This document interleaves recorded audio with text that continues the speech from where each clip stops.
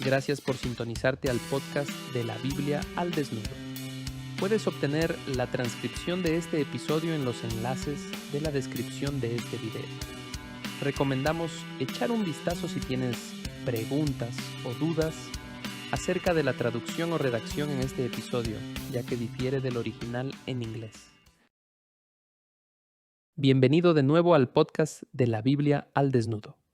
Hoy nos enfocaremos en Hechos 23 a 26. Muchos de estos capítulos son solo apariciones de Pablo ante diferentes personas. Repite su testimonio en lugares o partes del mismo. Así que realmente no me voy a preocupar por nada de eso. Quiero llegar a los temas teológicos bíblicos más interesantes, con los que nos topamos a lo largo del camino. Así que saltemos a Hechos 23. Comenzaré a leer desde el principio y luego saltaré periódicamente y me detendré en algunos lugares también. Entonces, Hechos 23. Este es Pablo hablando al liderazgo judío y dice: Entonces Pablo, mirando fijamente al concilio, dijo: Hermanos, hasta este día yo he vivido delante de Dios con una conciencia perfectamente limpia. Y el sumo sacerdote Ananías ordenó a los que estaban junto a él que lo golpearan en la boca. Entonces Pablo le dijo: Dios te golpeará a ti, pared blanqueada. ¿Te sientas tú para juzgarme conforme a la ley y violas la ley ordenando que me golpeen? Fin de la cita. Detengámonos ahí por un momento. Esto puede llegar de golpe a algunas personas sin ánimo de hacer ningún juego de palabras. A algunas personas les puede parecer una curiosidad. ¿A qué se refiere exactamente Pablo aquí cuando dice: Estás sentado para juzgarme según la ley y, contrariamente a la ley, ordenas que me golpeen? Aparentemente lo que Pablo tiene en mente y lo que Lucas registra aquí es una referencia y una violación de Levítico 19:15, que dice: No hagáis injusticia en el juicio, no seas parcial con los pobres ni diferido con los grandes. Con justicia juzgarás a tus asociados. Entonces, la idea sería que Pablo es una especie de, no quiero usar la palabra víctima. Esto no es como una teología bíblica del victimismo, pero obviamente él está en una posición desventajosa y sabe que la ley dice que las personas llevadas ante los jueces judíos, los ancianos, deben ser tratadas con imparcialidad. Y por eso se ofende, porque el sumo sacerdote ordenó que lo golpearan e interpreta ese acto como una violación de Levítico 19:15. Entonces sí, esa es probablemente la referencia. La otra cosa, esto es algo no muy obvio. Pablo en realidad no dice esto y no hay ningún comentario, pero que el sumo sacerdote haya hecho esto, que golpearan a este prisionero, podría haber estado en un gran problema, porque Pablo era un ciudadano romano. Eso es simplemente un pequeño detalle, pero en realidad ese habría sido el caso. Se suponía que no debías hacerle esto a los ciudadanos romanos, y entonces los romanos, si hubieran sabido esto, podrían haber atacado duramente al Sanedrín o haber tomado algo en represalia. Pero de todos modos, sigamos adelante. Y dice: los que estaban allí observando dijeron: ¿al sumo sacerdote de Dios injurias? Y Pablo dijo: no sabían, hermanos, que él era el sumo sacerdote, porque escrito está: no hablarás mal de una de las autoridades de tu pueblo. Entonces Pablo, dándose cuenta de que una parte eran saduceos y otra fariseos, alzó la voz en el concilio: Hermanos, yo soy fariseo, hijo de fariseos. Se me juzga a causa de la esperanza de la resurrección de los muertos. Cuando dijo esto, se produjo un altercado entre los fariseos y los saduceos, y la asamblea se dividió. Porque los saduceos dicen que no hay resurrección, ni ángel ni espíritu, mas los fariseos creen todo esto. Se produjo entonces un gran alboroto, y levantándose algunos de los escribas del grupo de los fariseos discutían acaloradamente diciendo: no encontramos nada malo en este hombre, pero ¿y si un espíritu o un ángel le ha hablado? Y al surgir un gran altercado, el comandante tuvo temor de que Pablo fuera despedazado por ellos, y ordenó que las tropas descendieran, lo sacaran de entre ellos a la fuerza y lo llevaran al cuartel. A la noche siguiente se le apareció el Señor y le dijo: Ten ánimo, porque como has testificado fielmente de mi causa en Jerusalén, así has de testificar también en Roma. Fin de la cita. Así que nos detendremos allí en el versículo 11. Quiero centrarme un poco en esta escena donde Pablo divide a la audiencia, detecta de alguna manera que tenemos fariseos y saduceos, ambos en la sala. Así que los enfrenta unos contra otros, lo cual es brillante, apelando contra la resurrección. Entonces, en el versículo 8 encontramos esta línea: porque los saduceos dicen que no hay resurrección, ni ángeles ni espíritu, pero los fariseos los reconocen todos. Ahora, de hecho, recibí una pregunta sobre esto de alguien que estaba mirando mi curso de educación sobre la Trinidad judía en Logos Mobile. Y voy a leer esa pregunta y luego leeré mi respuesta porque se relaciona directamente con esto. Y lo que voy a leer para ustedes en realidad está tomado del sitio web complementario, el sitio web que creé para acompañar mi libro El Reino Invisible, que aún no ha salido del todo, pero hay mucha información en ese sitio web que se relaciona con el contenido del libro. Y este es uno de esos, un ejemplo de ello. Entonces, esa será la página web para el capítulo 37. Creo que será lo que realmente leí aquí. Entonces, aquí está la pregunta. He estado viendo el curso móvil de Educación 291 del Dr. Heiser sobre cómo el Antiguo Testamento revela la deidad cristiana. Disfruto su enseñanza, pero en un segmento hace una declaración de que me gustaría pedirle alguna aclaración. Esa es la pregunta. Esto es lo que digo en el video. Echemos un vistazo a esto y dice: tenemos algunos problemas con esto de inmediato si lo pensamos un poco. El mismo lenguaje se usa en los seres celestiales de Yahvé o los ángeles como el Señor de los ejércitos. Estoy hablando de Elohim y algunas cosas más en ese segmento. Así que no podemos asumir, obviamente, que las huestes del cielo y frases como esas no son reales porque hay un mundo espiritual poblado en todas las ramas del judaísmo y el cristianismo que van a creer ese punto. Fin de la cita. Entonces lo que digo es que los judíos, básicamente sin importar qué rama del judaísmo o de qué pequeño partido sean, van a creer que hay ángeles y que son seres reales. Entonces el interrogador tenía en mente Hechos 23. Él continúa y dice: mi pregunta está relacionada con Hechos, cuando Pablo está ante el concilio y dice que los saduceos dicen que no hay resurrección, ni ángeles, ni espíritu, pero los fariseos los reconocen a todos. Entonces, ¿qué pasa con eso? ¿Cómo leemos ese versículo a la luz de lo que había dicho? Aquí está mi respuesta a la pregunta. De hecho, existe controversia y ambigüedad sobre el significado de Hechos 23:8. Los saduceos pueden leer el Antiguo Testamento que contiene muchos ángeles. La cuestión es si una secta judía, los saduceos, niega partes de su Antiguo Testamento o si la frase significa algo diferente. Tengan en cuenta que ángel es singular en el verso y en la declaración. Y luego digo, creo que esto último es lo que está pasando. Hay algo específico acerca de un ángel que es lo que los saduceos negaban. Los saduceos no niegan que haya ángeles en su Antiguo Testamento. Obviamente pueden leerlo. Para ilustrar el nivel de desacuerdo y señalar cuál creo que es la respuesta, esto es lo que dice Darrell Bock, y cito del comentario de Bock, y lo haré ahora mismo.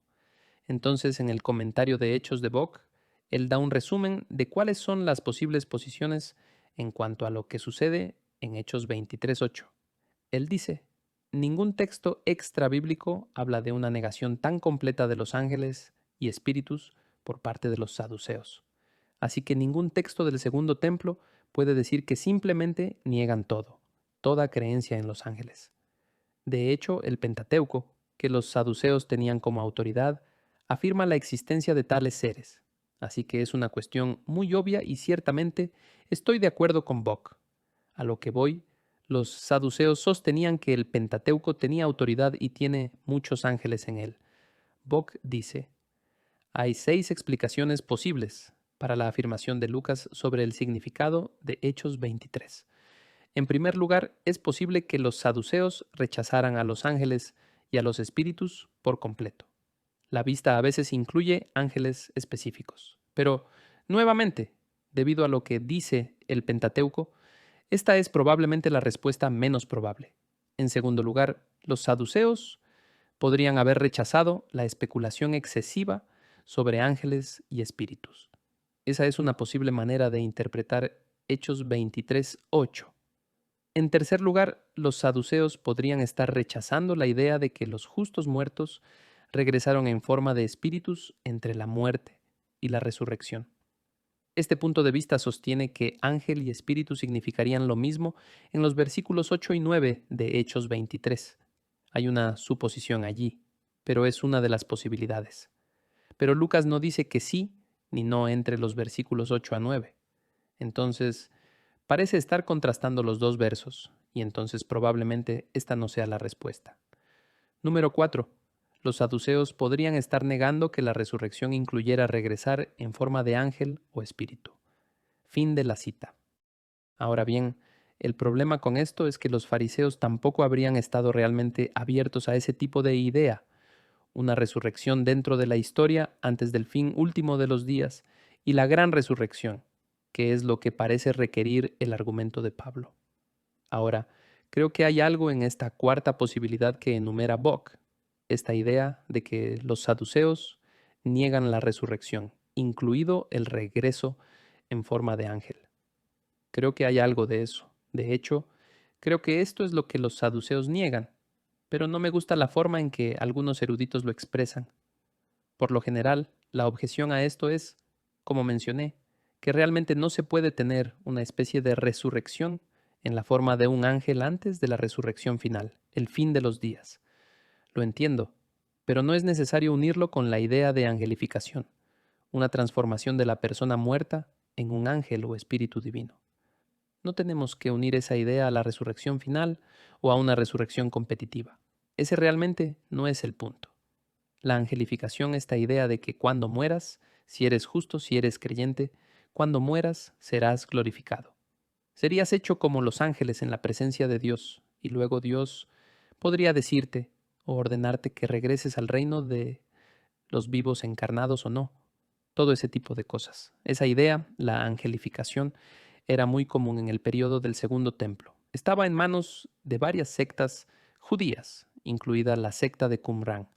Entonces, dependiendo de cómo definas esta idea, también podría ser una idea del Nuevo Testamento si la definimos en términos de glorificación para ser hechos como ángeles. De hecho, creo que esto es lo que los saduceos negaban. Entonces, en Hechos 23:8, los saduceos dicen que no hay resurrección, ni ángel, ni espíritu, pero los fariseos los reconocían todos. Creo que el punto es que los saduceos dicen que no existe una resurrección alternativa en la que regreses como un ángel o algún ser espiritual. Creo eso específicamente lo que están negando. No niegan que existen ángeles porque pueden leer su Antiguo Testamento. Sabían leer el Pentateuco y lo consideraban inspirado. Entonces, creo que esta es la mejor manera de analizar lo que sucede en Hechos 23:8. Te daré otras dos posibilidades que Bock enumera. Algunos eruditos dirían que los saduceos rechazan la idea de que un ángel o un espíritu pueda hablar a través de un ser humano. Y por último, el número 6, algo que Lucas describe aquí, es el rechazo de una jerarquía completa de ángeles, como niveles muy específicos de relaciones jerárquicas. Hubo mucha especulación sobre esto en el periodo del Segundo Templo. Entonces, este punto de vista diría, bueno, los saduceos simplemente no creen nada de esas cosas jerárquicas. Esas son 6 opiniones. Creo que la cuarta, que los saduceos están negando algún tipo de glorificación como ángel o espíritu divino, creo que esa es la que están negando porque, como dije hace unos minutos, es muy obvio que hay ángeles en el Antiguo Testamento, en el Pentateuco, en la Torá, y los saduceos lo consideraban sagrado. Entonces no creo que estén negando la existencia de los ángeles en total. Volvamos a Hechos 23. Pablo en el versículo 11. El Señor viene y se le aparece y le dice, ten ánimo, porque como has testificado acerca de mí en Jerusalén, así debes testificar también en Roma. El resto de la historia, al menos en Hechos 23, trata sobre una trama que se descubre en la que el sobrino de Pablo se entera de una emboscada inminente a Pablo y va y se lo cuenta. Pablo dice, oye, lleva a este chico al tribuno y asegúrate de que lo sepa.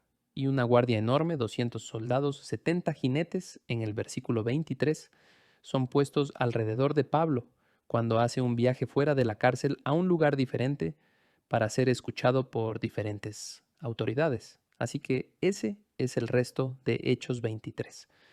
Realmente no necesitamos concentrarnos en cualquier cosa que esté allí, es solo una historia de ese intento de asesinato frustrado. Entramos en Hechos 24. Vayamos al primer verso porque hay un par de cosas aquí que creo que son interesantes. Y dice, 5 días más tarde el sumo sacerdote Ananías descendió con algunos ancianos y con un abogado llamado Tértulo, y presentaron al gobernador sus cargos contra Pablo. Después que llamaron a Pablo, Tértulo comenzó a acusarlo diciendo al gobernador, ya que por ti hemos obtenido mucha paz y que por providencia tuya se están llevando a cabo reformas en favor de esta nación, nosotros, por todos los medios y en todas partes, reconocemos esto con profunda gratitud, oh excelentísimo Félix. Pero para no importunarte más, te suplico que, con tu habitual bondad, nos concedas una breve audiencia, pues hemos descubierto que este hombre es verdaderamente una plaga y que provoca disensiones entre todos los judíos por el mundo entero, y es líder de la secta de los nazarenos. Hasta trató de profanar el templo, entonces lo arrestamos y quisimos juzgarlo conforme a nuestra ley, pero interviniendo el comandante Lisias, con gran violencia lo quitó de nuestras manos, mandando a sus acusadores que vinieran a ti. Si tú mismo lo interrogas sobre todo lo que he dicho, podrás confirmar las cosas de que lo acusamos. Los judíos se unieron también a la acusación, asegurando que efectivamente así era todo. Fin de la cita. Entonces sacan a Tértulo, un tipo romano, un nombre romano. Sacan a una persona secular, porque no quieren que Félix concluya que se trata solo de una cuestión religiosa, aunque lo sea. Y él comienza y dice que este es simplemente un tipo malo. Y los judíos se unen y dicen, sí, lo que ese tipo romano dijo, eso es verdad. Este tipo es una plaga, es un cabecilla de la secta de los nazarenos. Entonces el gobierno asintió con la cabeza a Pablo y Pablo hace su defensa. Antes de continuar, nos detenemos aquí en el versículo 10. Hay un par de cosas que son muy fáciles de pasar por alto y que en realidad son bastante importantes. Y son especialmente importantes si estás interesado. Una de ellas es, de todos modos, si estás interesado en lo que yo llamo paleolocura. Algunas de las cosas raras que la gente cree sobre el mundo antiguo sobre las que escribo en el blog. En muchos casos a menudo están relacionadas con Jesús o el Nuevo Testamento. Ambos tienen cierta importancia, pero creo que una en particular les resultará fascinante. Pero abordémoslos a ambos. Ambos están en Hechos 24. 5. Así que aquí está el versículo nuevamente. Hemos encontrado que este hombre es una plaga. En otras palabras, una peste o pestilencia. Uno que provoca disturbios entre todos los judíos en todo el mundo. Es un cabecilla de la secta de los nazarenos. Lo primero que hay que observar es la palabra secta. Ahora bien, en el texto griego, este es el sustantivo jairesis. Entonces Tértulo, este romano, llama al cristianismo un jairesis, una secta que debería significar, y en este contexto significaría algo así como una escuela. ¿Has oído hablar de la escuela de Platón o algo así? Personas que siguen a un maestro en particular.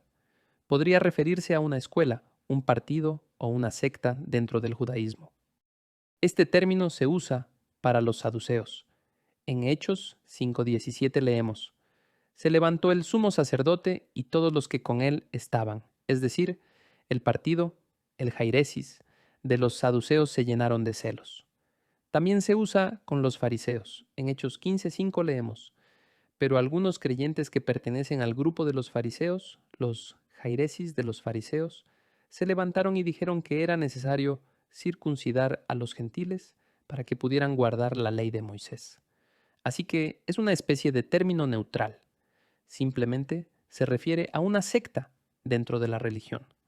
Pero obviamente te das cuenta de que jairesis suena un poco a hereje, y de aquí proviene nuestra palabra hereje. Pero en realidad es un término neutral que significa una secta o un grupo dentro de un panorama más amplio. Ahora Josefo usa el término de los esenios. Lo usa para los saduceos y los fariseos, tal como lo hace el Nuevo Testamento.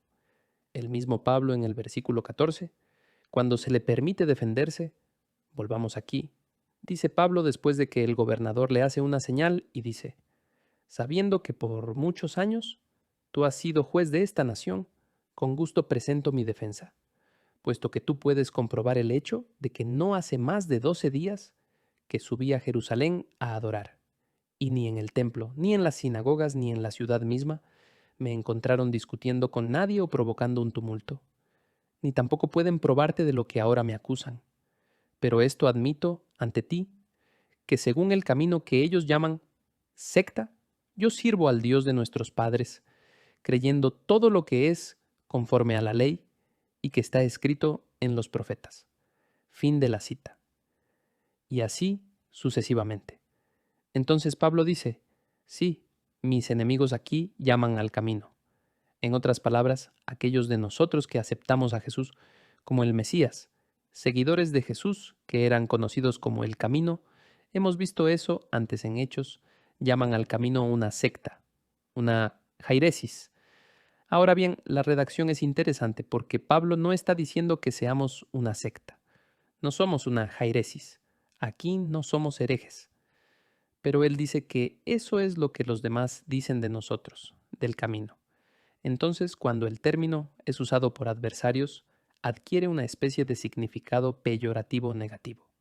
Hechos 28. 22 es un ejemplo de esto donde la palabra aparece nuevamente.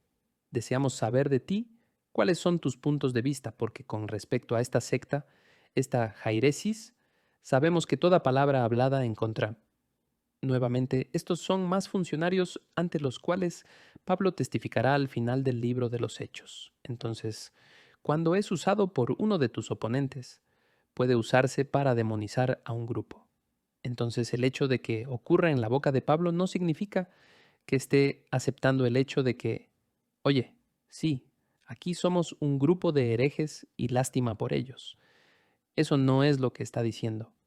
Se refiere al hecho de que sus enemigos usan el término para los cristianos originales de esta manera. Ahora, la forma adjetiva jairéticos se encuentra una vez en el Nuevo Testamento, en Tito 3:10, un hombre que es faccioso o divisivo. La versión King James en realidad dice hereje.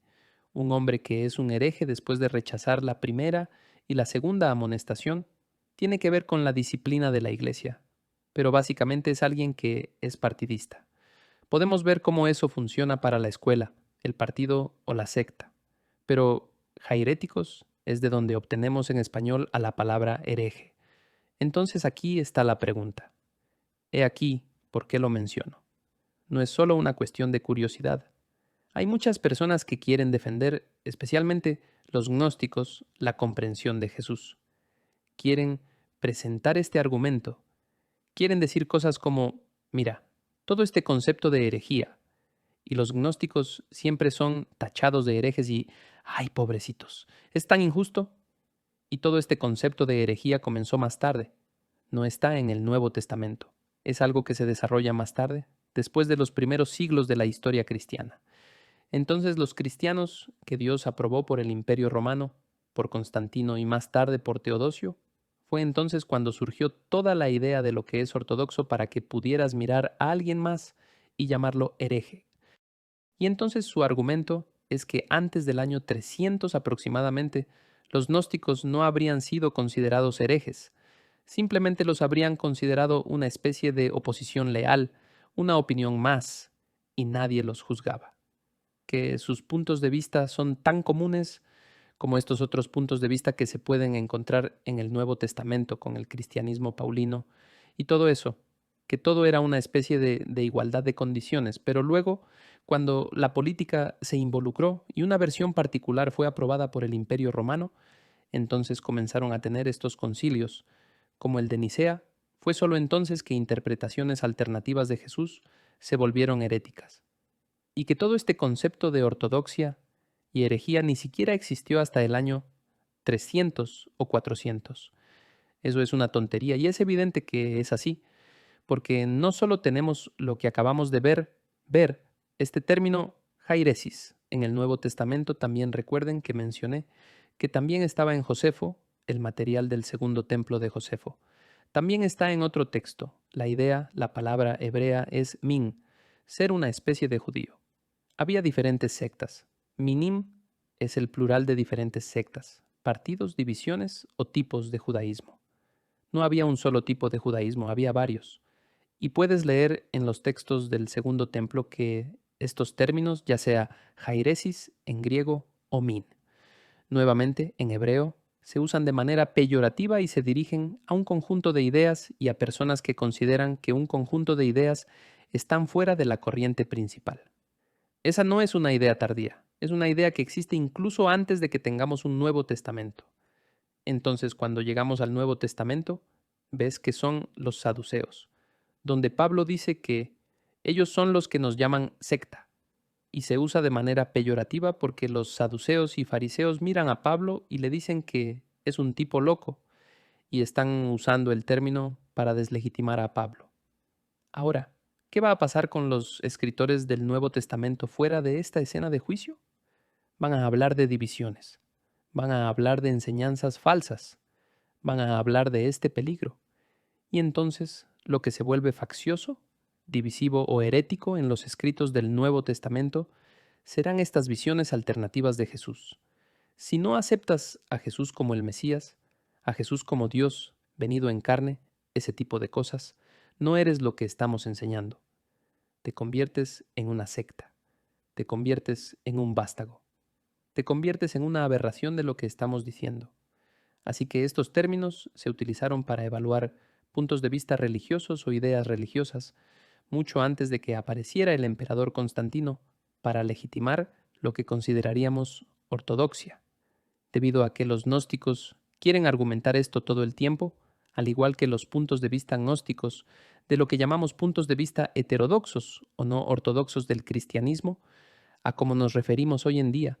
Ellos dirían que no, en aquel entonces todos eran legítimos, todos estaban en pie de igualdad, todos tenían el mismo estatus. Ese no es el caso. No se puede excluir el Nuevo Testamento y excluir el periodo del Segundo Templo cuando se tiene esa discusión. Y eso es lo que dicen los defensores del Jesús revisionista. Uno de esos es el Jesús gnóstico. Intentan hacer esto perpetuamente. Así que pensé que este era un buen punto de partida, un punto de partida para profundizar un poco en ese tema. Ahora regresemos a Hechos 24:5, la segunda parte de la frase secta de los nazarenos. La segunda palabra que es importante es nazarenos. Ahora capta la forma en que pronuncio esto, nazorias. Observe que hay una O larga, nazorias. En Hechos 2:22 vemos la frase nuevamente. Varones israelitas. Este es el sermón de Pedro. Oíd estas palabras. Jesús de Nazaret, el griego ahí es nazorias, un hombre atestiguado por Dios de obras poderosas. Y así sucesivamente. Ahora bien, a Jesús se le llama en otros lugares nazarenos. Nota que no hay una O larga allí, nazarenos. Lucas 4:34, Lucas 24:19. ¿Por qué tenemos estos dos términos? ¿Quieren decir lo mismo? ¿Ambos se refieren simplemente a alguien de Nazaret? Bien, Nazorias ocurre en este lugar en Hechos. Ocurre en algunos otros lugares, donde se usa para etiquetar una secta cristiana en lugar de nazarenos, que parece ser una indicación del lugar. ¿Y entonces por qué menciono esto? Bueno, aquí está el problema. Los académicos han discutido durante mucho tiempo si ambos términos, nazorias y nazarenos, hablan de lo mismo o no. Y la razón por la que es importante es porque hay algunos eruditos, si has leído algún tipo de literatura sobre paleolocura, este material revisionista de Jesús, te encontrarás con autores que dicen, mira, Nazorias, el que tiene la O larga, no se puede conciliar con nazarenos. En otras palabras, nazarenos no significa alguien de Nazaret, significa algo más. Y ese algo más es, capten lo que estoy diciendo aquí, una secta precristiana. Entonces las cosas conspirativas de Jesús afirmarán esto, que Jesús era en realidad un miembro de una secta religiosa antes de lo que aprendemos, y lo que dirían es inventado sobre Jesús en el Nuevo Testamento. Ahora bien, esta secta cristiana en particular son los mandeos, y hay largas discusiones sobre cómo esta vocal diferente, la ortografía diferente, no pueden ser reconocidas. y una indica una secta religiosa específica, Mao, que no tiene nada que ver con lo que pensamos que era el cristianismo bíblico. Entonces, argumentan, que Jesús ni siquiera era cristiano. Jesús era de otra secta religiosa, los mandeos, los que se referían a sí mismos como nasorias. En otros textos, lo que los historiadores de la Iglesia, las religiones principales, lo que todos los grandes actores del cristianismo piensan sobre Jesús no es cierto, y que, en realidad, tenía creencias diferentes a las de ellos porque la teología mandea no es lo que ustedes los cristianos dicen que es ortodoxia. Los mandeos no habrían estado de acuerdo con eso, que Jesús fuera uno de ellos. Esta es una discusión larga y realmente técnica, a lo que voy. Creo que se puede decir que ya nos estamos metiendo en los sonidos de las vocales y la formación de palabras y todo eso. Quiero leerles algo y luego voy a aludir a algo que le di a Trey para que lo publicara con este episodio en el sitio web. Entonces, si te gustan las cosas revisionistas de Jesús, o tal vez te has encontrado con esto en algún video de YouTube o lo que sea, tendrás un recurso aquí, pero permítanme leer primero a un comentarista, C.K. Barrett, ya fallecido, pero es un erudito griego muy venerado. Dijo esto en su comentario de Hechos y dice: la predicación cristiana comienza con el nombre de Jesús. Se le identifica por primera vez como Nasorias. Esto es mejor explicado como desde el lugar llamado Nazaret. Sin embargo, se han dado otras interpretaciones basadas en las observaciones de que no es fácil ver cómo la omega en Nasorias, podría derivarse de la A, la alfa, en la sílaba correspondiente de Nazaret, y que Nasoria es uno de los nombres aplicados a los mandeos. Este nombre se deriva del hebreo natzar, guardar u observar, es decir, el nombre mandeo. Y dado el significado de los observantes, es decir, aquellos que observan con especial cuidado sus ritos de bautismo y purificación. Estas otras personas argumentan que el nombre pudo haber sido dado a Jesús y sus seguidores como observantes. Puede haber surgido a través de su conexión con Juan el Bautista y sus discípulos. Y así es como Barrett finalmente termina su discusión. El nombre, sin embargo, fue discutido extensamente por H. Scheider en algo que ahora llamamos Diccionario Teológico del Nuevo Testamento, y su conclusión debe ser aceptada. Fin de la cita. Barrett básicamente dice: mira, esto es una cuestión técnica. Si quieres saber cuál es realmente la verdad, consulta este artículo del Diccionario Teológico del Nuevo Testamento de H. Scheider, en algo que ahora llamamos Diccionario Teológico del Nuevo Testamento, y su conclusión debe ser aceptada. Entonces Barrett dice: mira, este es un problema técnico. Si quieres saber cuál es realmente la verdad, consulta este artículo del Diccionario Teológico del Nuevo Testamento de Scheider. Ese tipo tiene razón. Bueno, he aquí. Tengo ese artículo. Lo acabo de tomar del Diccionario Teológico del Nuevo Testamento. Trey pondrá un enlace a eso junto a este episodio. Y la respuesta corta es un artículo largo y técnico. Realmente necesitas saber griego y hebreo, al menos el primer año, para entender realmente el artículo de Scheider. Pero la versión corta es esta: la O larga se puede explicar y los dos términos se pueden conciliar. Así es como Scheider termina su artículo y dice: podemos decir con seguridad que Nasorias, como nazarenos, es la forma griega del arameo Nazria, derivado de Nazrat o Nazaret. Ambos señalan a ser de Nazaret. Fin de la cita. Ninguno de ellos apunta a alguna secta oscura, secta precristiana, por lo que Jesús no vino de alguna secta religiosa que no hubiera estado de acuerdo con lo que tenemos, el Nuevo Testamento. Esa es la conclusión. Entonces, si quieres profundizar en ese artículo, ver bien un poco de griego y hebreo, esa es la munición para básicamente hacer pedazos esta idea que quizás hayas escuchado en un video de YouTube o leído en algún libro tratando de apuntalar a Jesús como si ni siquiera ser cristiano, por más extraño que parezca. Entonces, volviendo a Hechos 24, fue una divagación larga, pero creo que ambas cosas, el significado de secta, cuando en realidad se pensó en toda la discusión sobre cuándo era herejía y ortodoxia, creo que eso es importante. Y luego todo este tema de que Jesús pertenezca a alguna secta precristiana, Eso también es importante. Así que ese fue el versículo 5 y así Pablo continúa en su defensa. Está acusado de esto. Él dice, mira, nada de esto es cierto. Yo estaba en el templo, versículo 17, y dice, y después de varios años he venido para traer limosnas a mi nación y a presentar ofrendas, haciendo lo cual me encontraron en el templo, después de haberme purificado, no con multitud ni con alboroto.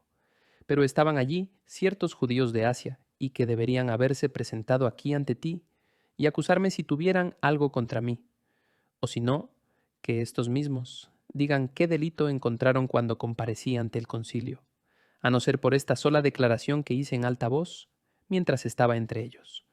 Por la resurrección de los muertos soy juzgado hoy ante vosotros.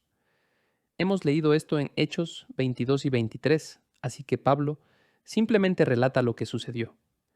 Y leemos en el versículo 22, Hechos 24. Entonces Félix, conociendo con mayor exactitud acerca del camino, pospuso el fallo, diciendo, Cuando venga el comandante Lisias, decidiré vuestro caso. Y dio órdenes al centurión de que guardara a Pablo bajo custodia, pero con alguna medida de libertad, y que no impidieran a ninguno de sus amigos que lo sirvieran. Pero pocos días más tarde llegó Félix con Drusila, su mujer que era judía, y mandó traer a Pablo y lo oyó hablar acerca de la fe en Cristo Jesús. Y al disertar Pablo sobre la justicia, el dominio propio y el juicio venidero, Félix, atemorizado, dijo, Vete por ahora, pero cuando tenga tiempo te mandaré llamar. Al mismo tiempo, tenía esperanza de que Pablo le diera dinero. Por eso acostumbraba llamarlo con frecuencia y conversar con él.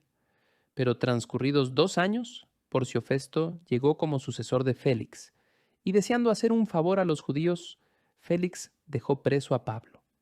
Fin de la cita. Y luego aparece Hechos 25. Entonces, Hechos 25, todo el capítulo es realmente una repetición en la que Pablo presenta su caso ante otra persona, ante Festo, y luego ante Agripa y Berenice de Cesarea. Así que son solo 2 juicios más, y ni siquiera voy a detenerme en nada de Hechos 25, sino que quiero obtener algunas cosas de Hechos 26. Así que saltemos a Hechos 26, cuando Pablo testificó ante el rey Agripa, o está en el proceso de hacerlo, leemos en el versículo 1 y dice, y Agripa dijo a Pablo, se te permite hablar en tu favor. Entonces Pablo, extendiendo la mano, comenzó su defensa. Con respecto a todo aquello de que los judíos me acusan, me considero afortunado, oh rey Agripa, de poder presentar hoy mi defensa delante de ti, sobre todo porque eres experto en todas las costumbres y controversias entre los judíos, por lo cual te ruego que me escuches con paciencia. Y luego entra en su testimonio y habla un poco sobre sus antecedentes. Él dice en el versículo 9, Yo ciertamente había creído que debía hacer muchos males en contra del nombre de Jesús de Nazaret, ocupado en esto cuando iba para Damasco con autoridad y comisión de los principales sacerdotes. Y luego Pablo entra en su testimonio en el camino a Damasco. Y luego leemos en los versos 15 al 18, parte del testimonio de Pablo, leemos esto. Yo entonces dije, ¿quién eres, Señor? Y el Señor dijo, Yo soy Jesús a quien tú persigues, pero levántate y ponte en pie, porque te he aparecido con el fin de designarte como ministro y testigo, no solo de las cosas que has visto, sino también de aquellas en que me apareceré a ti, librándote del pueblo judío y de los gentiles, a los cuales yo te envío, para que abras sus ojos a fin de que se vuelvan de la oscuridad a la luz y del dominio de Satanás a Dios, para que reciban por la fe en mí el perdón de pecados y herencia entre los que han sido santificados. Fin de la cita. Ese es el final del versículo 18. Así que en lo que quiero centrarme aquí es en realidad el versículo 18, donde Jesús le dice a Pablo que parte de lo que va a hacer es abrirles los ojos.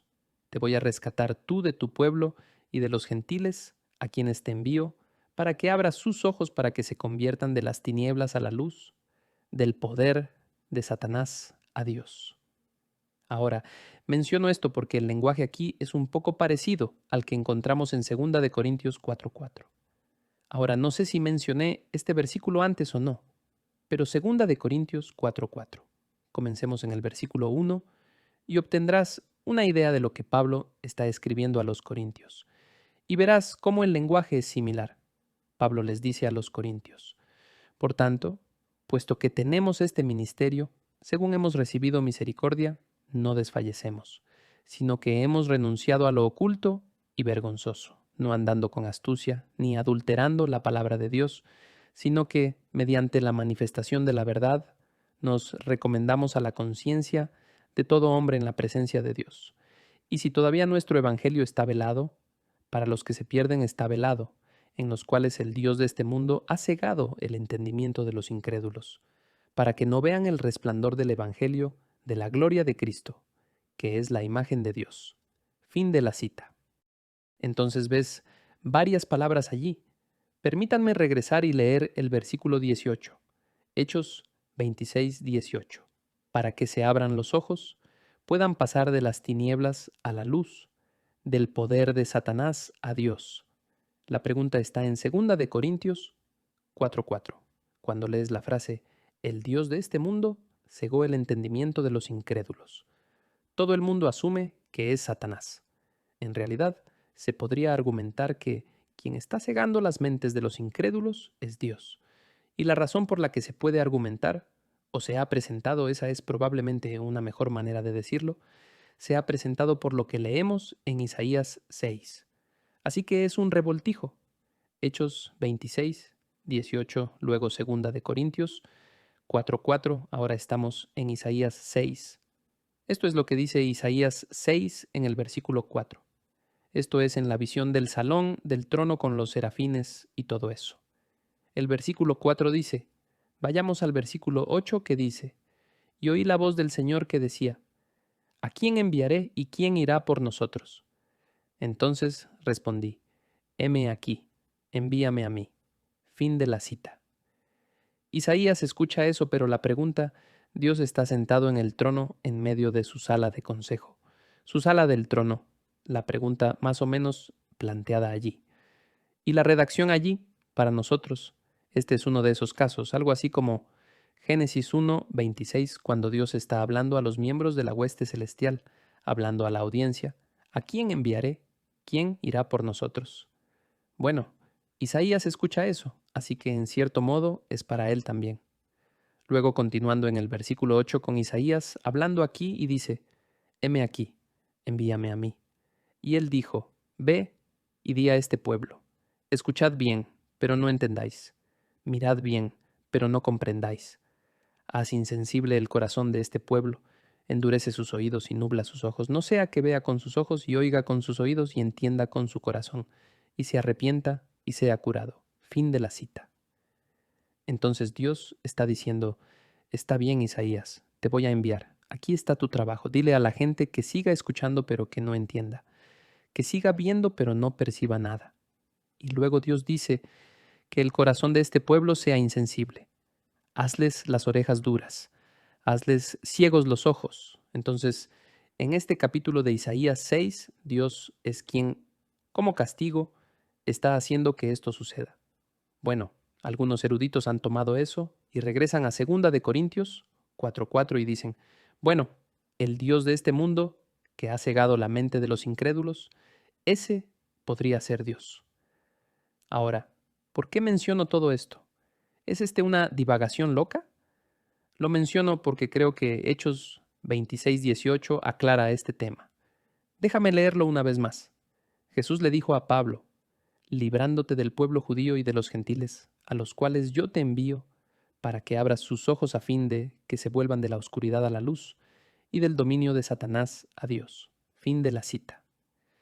Ahora sugeriría que este lenguaje aquí en el que Jesús le está hablando a Pablo es lo que Pablo tiene en mente en 2 Corintios 4:4, y que el Dios de este mundo en 2 Corintios 4:4 es de hecho Satanás, aunque tenemos Isaías 6, donde Dios es quien ciega al incrédulo. Me parece que Pablo se basa en este episodio que ocurrió hace mucho tiempo en su conversión. Se basa en eso en 2 Corintios 4:4 y en realidad tiene a Satanás en mente cuando usa la frase el Dios de este mundo, que cegó el entendimiento de los incrédulos para impedirles ver la luz del Evangelio de la gloria de Cristo, que es la imagen de Dios. Entonces creo que Hechos 26:18 ayuda a informar nuestra lectura de 2 Corintios 4:4, y es por eso que lo menciono. Por último, una cosa más en Hechos 26 y concluiremos. Mientras continuamos después de decir esto, Pablo le dice a Agripa: Por consiguiente, oh rey Agripa, no fui desobediente a la visión celestial, sino que anunciaba primeramente a los que estaban en Damasco y también en Jerusalén, y después por toda la región de Judea, y aún a los gentiles que debían arrepentirse y volverse a Dios, haciendo obras dignas de arrepentimiento. Entonces nuevamente Pablo continúa con su testimonio y dice en el versículo 23, volvamos al versículo 22 y dice, así que habiendo recibido ayuda de Dios, continúo hasta este día testificando tanto a pequeños como a grandes, no declarando más que lo que los profetas y Moisés dijeron que sucedería, que el Cristo había de padecer y que por motivo de su resurrección de entre los muertos, él debía ser el primero en proclamar luz tanto al pueblo judío como a los gentiles. Fin de la cita. Ahora, toda esta noción de proclamar luz a los judíos y a los gentiles nos recuerda a lo que acabamos de leer en el 17 y 18. Nuevamente, luz, oscuridad, volverse de Satanás a Dios y todo eso. Lo que Pablo esencialmente está diciendo aquí y predicando es iluminación, tanto para los judíos como para los judíos y los gentiles. En otras palabras, cuando Pablo comienza a hablar de la luz, de traer la luz, no está hablando de lo que están hablando los de la nueva era. No está hablando de iluminación personal, como si ahora fueras a contemplar tu ombligo y te pusieras en contacto con tus sentimientos, que vas a descubrirte a ti mismo. Todo ese tipo de cosas. No, está hablando de algo muy específico. Él está hablando de que se les abren los ojos para que puedan ver algo muy específico. Y lo muy específico es el Evangelio. Jesús resucita de entre los muertos, el primero en resucitar de entre los muertos. Cristo debe sufrir y resucitar de entre los muertos. Es el Evangelio. Esta salvación, esta luz, es una revelación dada a los judíos y a los gentiles, que es muy específica. No es ese tipo de cosas del Evangelio de Walter Mercado, de autocontemplación, y es por eso que lo menciono. Se hace eco de Isaías 49:6, donde leemos: Poco es que tú seas mi siervo para levantar las tribus de Jacob. Dios, nuevamente hablándole al individuo que se llama siervo. Tú deberías ser mi siervo para levantar las tribus de Jacob y hacer regresar a los preservados de Israel, y te haré una luz para las naciones y para que mi salvación llegue hasta el fin de la tierra. Toda esta idea de traer de regreso a los judíos a la relación con Dios y también traer de regreso a las naciones, que es un tema importante en el libro de los Hechos. Así que quería incluir eso porque aún no he visto este versículo y otros versículos, créanme, usados en la forma en que me burlé, que el cristianismo trata de traernos luz. Todo este tipo de cosas de autointernalización, autorreflexión y autodescubrimiento, pero no lo es. Está muy específicamente ligado en este versículo al Evangelio y al programa del Antiguo Testamento de Dios forjando a su pueblo, su familia que incluía a las naciones, incluso en el Antiguo Testamento, incluso allá en Isaías 49.